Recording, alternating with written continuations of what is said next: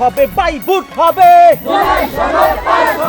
বুট হবে বাই বুট হবে, বুট হবে বাই বুট হবে।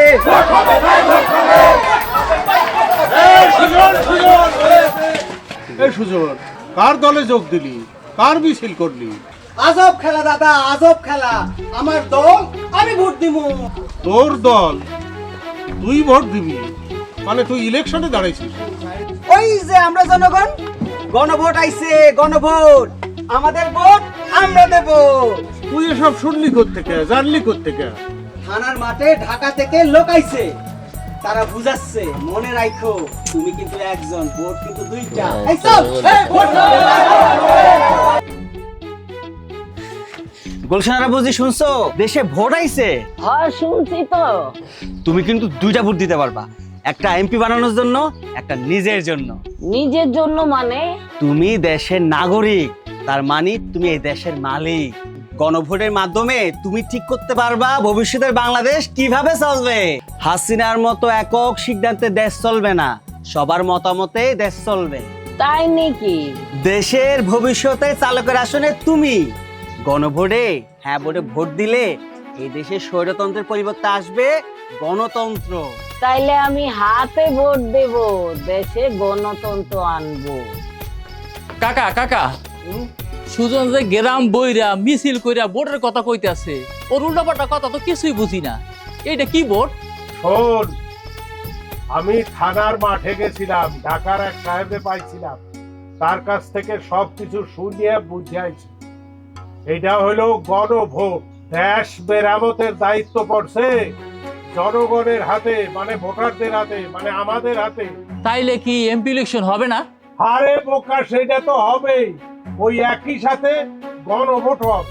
গণভোট কি? ওই যে কইলাম না, দেশ মেরামত। সবার মতামতের ভিত্তিতে দেশ সংস্কার। এবার ভোট দিতে গেলে দুইটা ব্যালট পাবি, একটা এমপির মার্কায় সিল দিবি, আর একটা হ্যাঁ না ভোটে। তুই হ্যাঁতেও দিতে পারিস, নাতেও দিতে পারিস। এতে কোনটাই কি হবে? লাভ লোকসান কি? লাভ হবে, প্রধানমন্ত্রী 10 বছরের বেশি কেউ থাকতে পারবে না। আর একজনে দলের প্রধান আবার প্রধানমন্ত্রী, এই দুই পদে থাকতে পারবে না। এইটা কি রাজনীতিবিদরা মাইনে নেবে?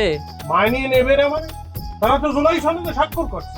সংসদের 180 কর্মদিবসের মধ্যে তারা এই ধারাগুলো সংবিধানে যুক্ত করতে বাধ্য থাকবে।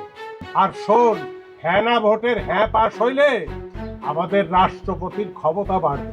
তবে ওই যে আগে অপরাধী আর খুনিদের যে ছাড়িয়ে দিত, বেকসুর খালাস দিয়ে দিত, সেইটা তিনি আর পারবেন।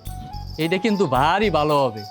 শোন, আরো কি হবে, এই কথায় কথায় যে সংবিধান পাল্টাইতো, সেই সংবিধান আর পাল্টানো যাবে না। সংসদে আর একটা উচ্চ কক্ষ হবে, আর বিচার বিভাগ স্বাধীন হবে।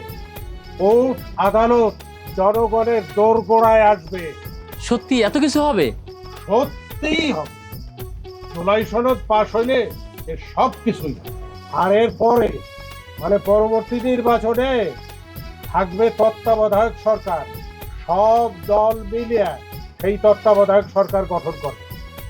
নির্বাচন কমিশন আর পিএসসি সহ সবাই মিলিয়ে সরকারে যোগ্য লোক ও নিরপেক্ষ লোক নিয়োগ দেবে। সংসদ হবে সব দলের। সংসদে নারীর প্রতিনিধিত্ব বাড়বে, আমাদের মৌলিক অধিকারও বাড়বে। মনে রাখিস, এই হ্যাঁ ভোটের উপর নির্ভর করতেছে আমাদের ভবিষ্যৎ, বাংলাদেশের ভবিষ্যৎ।